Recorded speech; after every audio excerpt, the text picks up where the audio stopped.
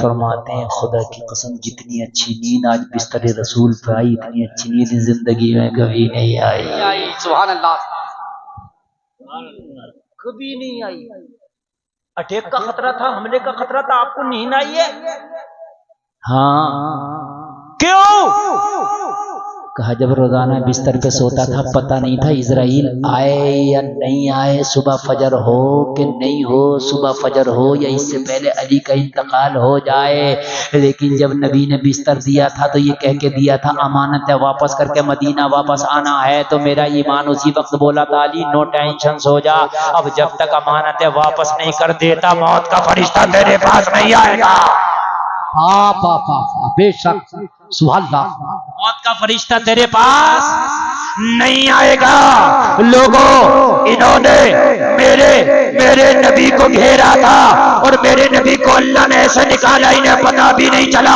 मेरे नबी ने अबू बकर को साथ लिया, ओ अबू बकर चल, आज हिजरत की रात है, आज मदीने वालों को शर्फयाब करना है। हजरत उमर का सामान पता हो, हजरत अबू बकर का सामान पता हुआ है, मुस्तफा का साथ पकड़ा, रात में मक्का से निकल गए। लोगों अब जरा गौर करते चलना, मेरे नबी जैसे ही मक्का से निकले, हिजरत की रात है, अबू बकर का साथ है। एक बात बताओ, जलसे में आने वाले मेरे नबी चाहते तो किसी और को भी सांस ले देते, मगर दुनिया वालों को बता दिया कि हिजरत की रात अबू बकर को लेके जा रहा हूं और ये बता के जा रहा हूं जो मकाम अबू बकर का है वो किसी का नहीं है।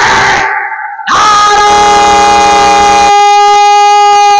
तकबीर, नारे रिसालत, नारे आसियत, जश्न ईद मिलादुन नबी सरकार की आमद, मसलके आला हजरत मुफ्ती गुलफाम रामपुरी, नारे हैदरी।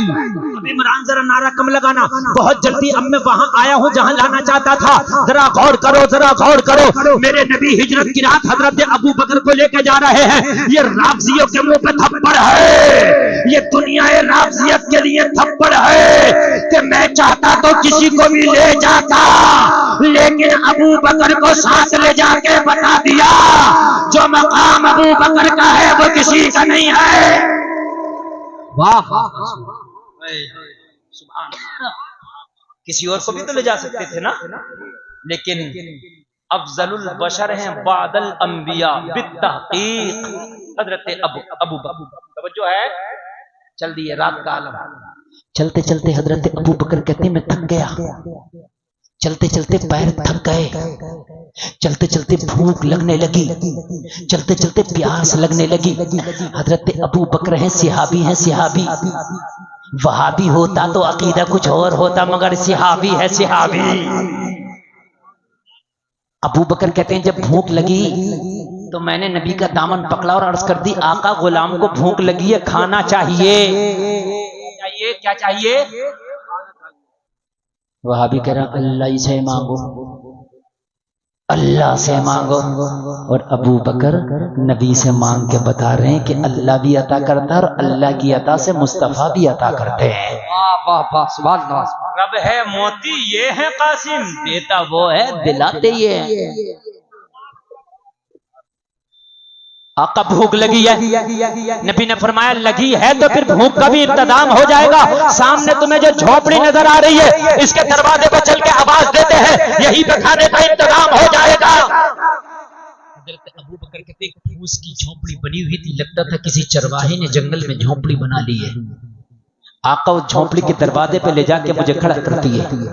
मैंने आवाज दी कोई है, अंदर से एक औरत निकल के आई जिसका नाम तारीख में उम्मे माबद है। एक छोटा सा बच्चा है जो उसकी उंगली पकड़ के आया। दरवाजे पे औरत आके खड़ी हो गई। औरत ने आके कहा कौन? हजरत अबू बकर फरमाते मैंने कहा मेहमान है, मैंने कहा मुसाफिर हैं, हम थक गए हैं, तेरे घर थोड़ा सा आराम करना चाहते हैं, भूख लगी है, कुछ खाना चाहते हैं, क्या इजाजत है? उम्मे माबद कहती है मैंने जब मेहमानों का चेहरा देखा और खासकर जब मेरे मुस्तफा का चेहरा देखा तो उम्मे माबद कहती है मना ना कर सकी। मैंने कहा ऐसा आने वाला मेहमान हो तो कौन मना करेगा, आओ मेरे घर के दरवाजे खुले हैं, मेहमान हो जाओ। नबी मेहमान हो गए, अबू बकर मेहमान हो गए। अब जरा गौर करो, उम्मे माबद का बयान है इत्तेफाक से उस दिन मेरे घर में खाने का कोई सामान ना था। क्या नाम है औरत का? क्या नाम है औरत का? मोहम्मद बासित का नाम है औरत का। हाँ, मैं औरत का नाम पूछ रहा हूँ, किस क्या नाम है औरत का जो नबी जिसके घर रुके आज? पता ही नहीं है। हाँ, तवज्जो करो, तवज्जो करो। अब मेरी बात जरा गौर से सुनो, मोहम्मद बासित भाई बड़ी मोहब्बत से सुनना है। उम्मे माबद नाम है, नाम याद रखना, उम्मे माबद। आप बात करोगे आपसे भी पूछ लूंगा, ये मत सोचना। उम्मे माबद कहती है मेरे घर में आज कोई खाने के लिए कुछ ना था। तो फिर उम्मे माबद तेरे घर में जब खाने के लिए कुछ ना था तो तूने मेहमानों को रोक क्यों लिया? कहती मेरे घर कुछ नहीं है, माजरत चाहती हो। तो कहने लगी बात सही है, मैं ना रोकती, लेकिन रोकने की वजह ये थी वो मेहमान ऐसा था, जब उसका चेहरा देखा ना तो मैं रह न सकी। मैंने कहा मेरा घर कुर्बान, मेरा दिल कुर्बान, मेरे घर पे आ जा। मैंने सोचा अगर कुछ खाना ना खिला सकूंगी तो क्या हुआ, इस मेहमान की जियारत तो हो जाएगी। वाह वाह, बेशक जियारत तो हो जाएगी। नबी बैठे, अबू बकर बैठे, उम्मे माबद भी बैठ गई खामोशी से। उम्मे माबद जियारत कर रही है, जियारत कर रही है। हजरत अबू बकर फरमाते मैं तो भूखा था, मैंने फिर अर्ज किया आका कुछ खाने का इंतजाम हो जाता।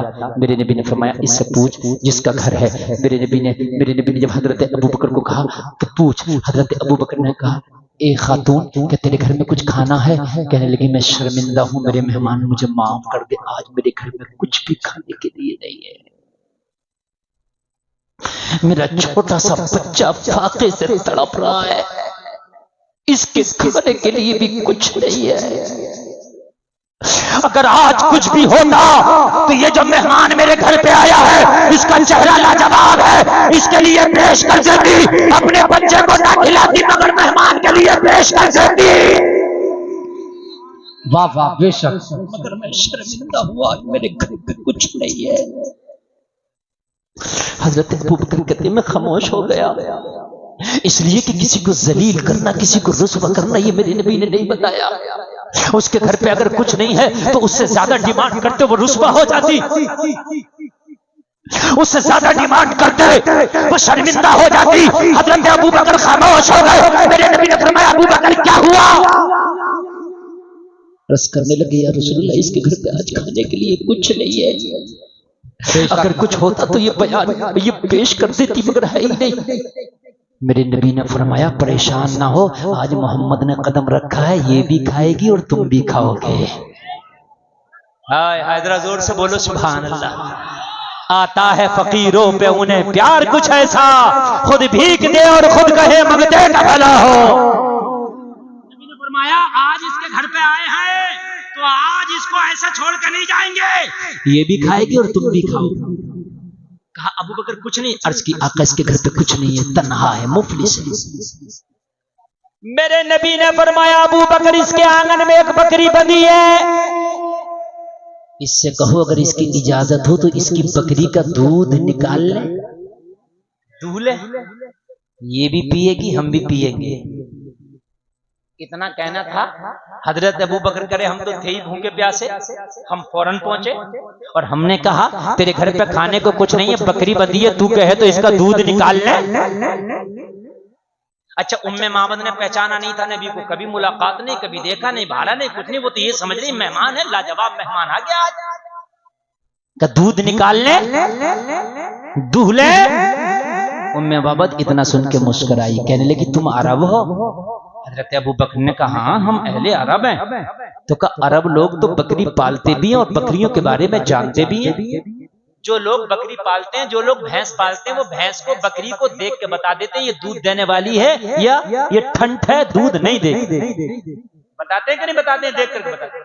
कहने लगी जब तुम अहले अरब हो और जब तुम बकरियां पालते हो तो इस बकरी को देख के नहीं लगता ये दूध नहीं देती? इसने महीनों से दूध नहीं दिया है, ये बीमार बकरी है, कमजोर बकरी है, इससे खड़ा नहीं हुआ जाता, इससे चला नहीं जाता, इसलिए ये घर में पड़ी है। मेरा शौहर रोजाना जब बकरियां चराने जाता सारी बकरियां ले जाता, इसे छोड़ जाता, इसलिए ये चलने के काबिल नहीं है, ये बीमार है, इसकी दूध की खीरी सूखी पड़ी है, इसके थनों में दूध नहीं, इसने महीनों से दूध नहीं दिया, ये क्या दूध देगी? हजरत अबू बकर ने कहा ओ उम्मे माबाद, इस बकरी की कमजोरी को न देख, दूध पिलाने वाले की पावर को देख। ईशा क्यों देख रही है? जिंदाबाद बेशक। उम्मे माबद कहती है मैं खामोश हो गई। मैंने कहा अगर ये दूध दे सकती है तो मेरी इजाजत है दूलो। हजरा जोर से बोल दो यार, अल्लाह। मेरी इजाजत है दूल्हो, करीम मुस्तफा है। नारे तकबीर, नारे रिसालत, नारे गौसियत, आप लोग बैठे जश्न ईद मिलादुन नबी, शहर इस्लाम जनाब मोहम्मद अली फैजी, शहर हिंदुस्तान जनाब मोहम्मद अली फैजी, मसलके आला हजरत ख्वाजा का हिंदुस्तान फैजाने शाहजी बिया हुजूर, नारे तकबीर। आप लोग तशरीफ रखें, थोड़ा थोड़ा पीछे हो जाओ।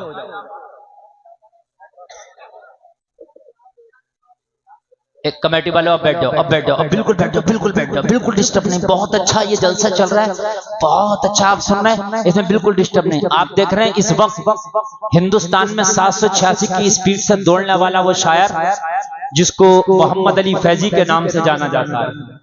मैंने अपने तकरीर के शुरू में जिस लहजे का नाम लिया था वो लहजा मोहम्मद अली फैजी के रूप में आपकी निगाहों के सामने मिंबर शरीफ की जीनत बन चुके हैं। और मेरे बाद इंशाअल्लाह भरपूर तरीके से फैजी भाई को आप समाअत करेंगे इंशाअल्लाह। सुनेंगे ना इंशाअल्लाह? इंशाअल्लाह। अब कोई मेहमान आना बाकी नहीं है, आपके सारे मेहमान आ गए मिंबर शरीफ पर, ठीक है ना? अब इंशाअल्लाह। और मोहम्मद अली फैजी किसी कंजूस शायर का नाम नहीं है, ये इतने सखी हैं, अगर आप बूढ़ी रात में भी इन्हें सुनेंगे तो ये फिर उसी जज्बे से सुनाते हैं जैसे इब्तदाई रात में सुनते हैं लोग, उसी जज्बे से इंशाअल्लाह सुनेंगे ना? तो फिर बोलें जरा सुभान अल्लाह। बहुत अच्छा माशाअल्लाह। अब बिल्कुल